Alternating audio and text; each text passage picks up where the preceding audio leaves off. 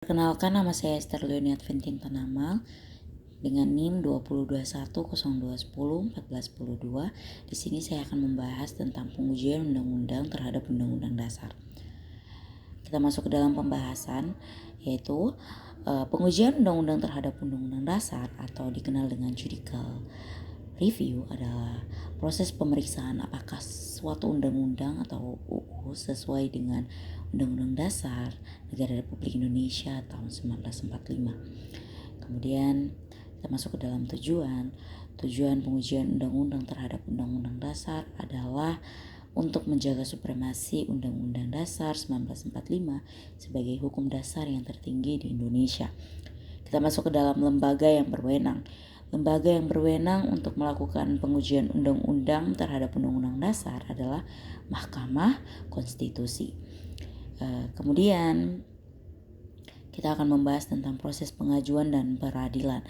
Baik proses pengajuan dan peradilan pengujian undang-undang terhadap Undang-Undang Dasar diatur dalam pasal 24C ayat 1 dan pasal 24A ayat 1 dan 2 Undang-Undang Dasar 1945. Berikut ini adalah tahapannya. Yang pertama, pengajuan. Permohonan pengujian undang-undang terhadap Undang-Undang Dasar dapat diajukan oleh Mahkamah Agung atau MA dalam rangka memutus suatu perkara. Yang kedua, Dewan Perwakilan Rakyat atau DPR. Yang ketiga, Badan Pemeriksaan Keuangan atau BPK. Yang keempat itu Presiden. Dan yang kelima, perorangan yang memiliki hak konstitusional, yaitu warga negara Indonesia yang merasa hak dan kewajibannya dirugikan oleh berlakunya suatu undang-undang. Kemudian kita masuk ke pemeriksaan oleh Mahkamah Konstitusi. Yang pertama, Mahkamah Konstitusi memeriksa pemohon dan memanggil pemohon dan termohon untuk memberikan keterangan. Yang kedua, sidang pemeriksaan dilakukan secara terbuka. Yang ketiga, putusan MK bersifat final dan mengikat. Kemudian kita masuk yang ketiga, putusan MK. Jika Mahkamah Konstitusi memutuskan undang-undang tersebut tidak sesuai dengan Undang-Undang Dasar 1945, undang-undang tersebut batal demi hukum sejak diputuskan.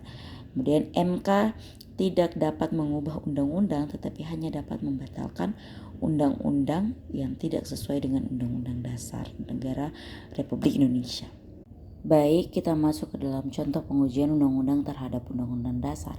Yang pertama, putusan MK nomor 13/P/UU/2/2003 tentang pengujian undang-undang nomor 25 tahun 2003 tentang pembentukan Provinsi Papua Barat. Yang kedua, putusan MK nomor 102/PUU/Angka-Romawi 13 tahun 2016 tentang pengujian undang-undang nomor 23 tahun 2014 tentang pemerintah daerah. Kemudian yang ketiga, putusan MK nomor 91/PUU/Angka-Romawi 18/2020 tentang pengujian undang-undang Cipta Kerja. Sekian dari saya, terima kasih sudah memberikan waktu dan kesempatan melihat presentasi saya.